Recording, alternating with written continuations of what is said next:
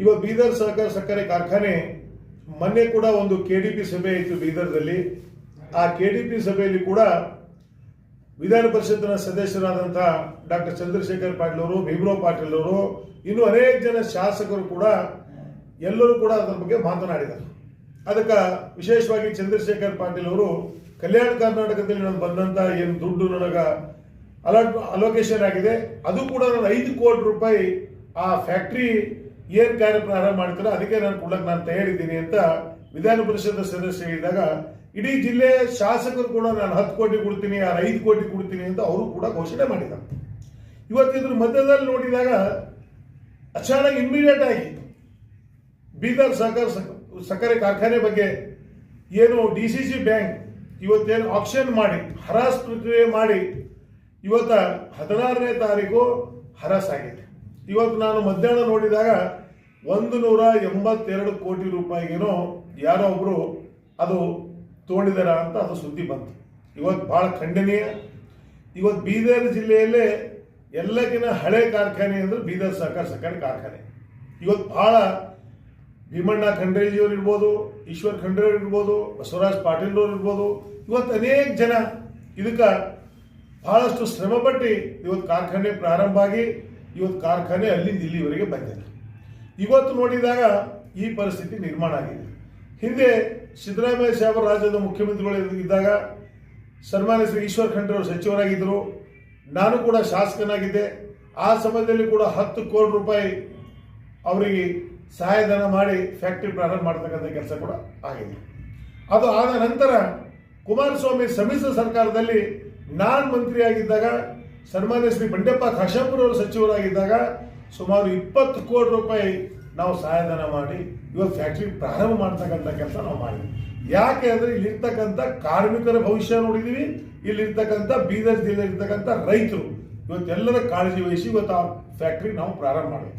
ಮುಂದೆ ಬರ್ತಕ್ಕಂಥ ದಿನದಲ್ಲಿ ಯಾವಾಗ ಭಾರತೀಯ ಜನತಾ ಪಕ್ಷ ಅಧಿಕಾರ ಬಂದಾಗ ನನಗನ್ಸಿದ ಮಟ್ಟಿಗೆ ಪ್ರಭು ಚವ್ಹಾಣ್ರು ಸಚಿವರಿದ್ರು ಅಥವಾ ನಮ್ಮ ಶಂಕರ್ ಪಾಟೀಲ್ ಅವರಿದ್ರು ಗೊತ್ತಿಲ್ಲ. ಆ ಸಮಯದಲ್ಲಿ ಈ ಬೀದರ್ ಸಹಕಾರ ಸಕ್ಕರೆ ಕಾರ್ಖಾನೆ ಬಂದಾಯ್ತು.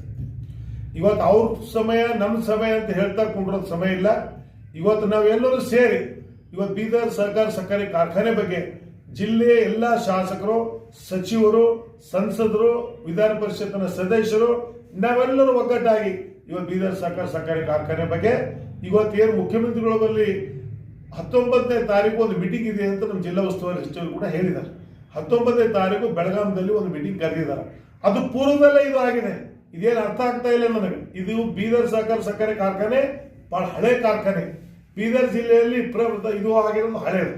ಅದು ಆದ ನಂತರ ಇವತ್ತು ಮಹಾತ್ಮ ಗಾಂಧಿ ಇರ್ಬೋದು, ನಾರಂಜ ಇರ್ಬೋದು, ಎಲ್ಲರೂ ಕೂಡ ಬೀದರ್ ಜಿಲ್ಲೆಯಲ್ಲಿ ನಡೀತಾ ಇದೆ.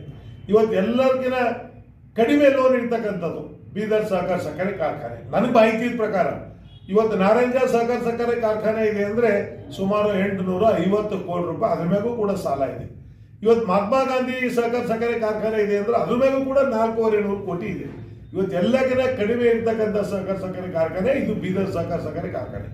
ಮತ್ತು ಇದು ವಿಶೇಷವಾಗಿ ಹುಮ್ನಾಬಾದ್ ಕ್ಷೇತ್ರದ ಮಹಾಜನತೆಗೆ, ರೈತರಿಗೆ, ಅದರ ಜೊತೆಯಲ್ಲಿ ಬಸವ ಕಲ್ಯಾಣ ಮತ್ತು ಬೀದರ್ ಸೌತ್ ಸ್ವಲ್ಪ ರೈತರಿಗೆ ಇದು ಬಹಳ ಬಹಳ ದೊಡ್ಡ ಆಘಾತ ಆಗಿದೆ.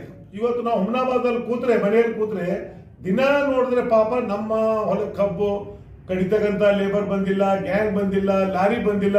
ದಿನ ಬೆಳಗ್ಗೆಯಿಂದ ರಾತ್ರಿವರೆಗೆ ಇಡೀ ಹುಮ್ನಾಬಾದ್ ಕ್ಷೇತ್ರ ತಾವು ಹೋಗಿ ಸುತ್ತಾಡಿ ಬನ್ನಿ ಮಾಧ್ಯಮ ಸ್ನೇಹಿತರು, ತಾವೆಲ್ಲಾದ್ರೂ ನೋಡಿ ಅದ್ರ ಬಗ್ಗೆ ಮಾತನಾಡ್ತಾರೆ. ಇವತ್ತಿಷ್ಟೇ ನಾನು ಹೇಳಕ್ಕೆ ಇಚ್ಛಪಡ್ತೀನಿ, ನಾವೆಲ್ಲರೂ ಸೇರಿ ಪಕ್ಷಾತೀತವಾಗಿ ಇವತ್ತು ಮುಖ್ಯಮಂತ್ರಿಗಳ ಬಳಿ ನಿಯೋಗ ಹೋಗಬೇಕು. ನಮ್ಮ ಉಸ್ತುವಾರಿ ಸಚಿವರ ಒಂದು ನೇತೃತ್ವದಲ್ಲಿ ನಾವೆಲ್ಲರೂ ಕೂಡ ಹೋಗಿ ಮುಖ್ಯಮಂತ್ರಿಗಳಿಗೆ ಮನವೊಲಿಸಿ ಇವತ್ತು ಯಾವ ರೀತಿ ಮಾಡಿದರೆ ಈ ಒಂದು ಸಹಕಾರ ಸಕ್ಕರೆ ಕಾರ್ಖಾನೆ ಹಳ್ಳಿಕೇಡದಲ್ಲಿ ಪುನಶ್ಚೇತನ ಆಗಬೇಕು, ಪ್ರಾರಂಭ ಆಗಬೇಕು. ನಾವೆಲ್ಲರೂ ಕೂಡ ಹೋರಾಡಬೇಕಾಗಿದೆ. ಅದರಲ್ಲೂ ಪಕ್ಷಾತೀತವಾಗಿ ಎಲ್ಲ ಶಾಸಕರು, ವಿಧಾನ ಪರಿಷತ್ ಸದಸ್ಯರು, ಸಚಿವರು ಮತ್ತು ಸಂಸದರು ನಾವೆಲ್ಲರೂ ಒಗ್ಗಟ್ಟಾಗಿ ಈ ಎಲ್ಲ ಕೂಗು ಒಳ್ಳೆ ಕೆಲಸ ಮಾಡೋಣ ಅಂತ ತಮ್ಮ ಮೂಲಕ ನಾನು ಹೇಳಕ್ಕೆ ಇಚ್ಛಪಡ್ತೀನಿ.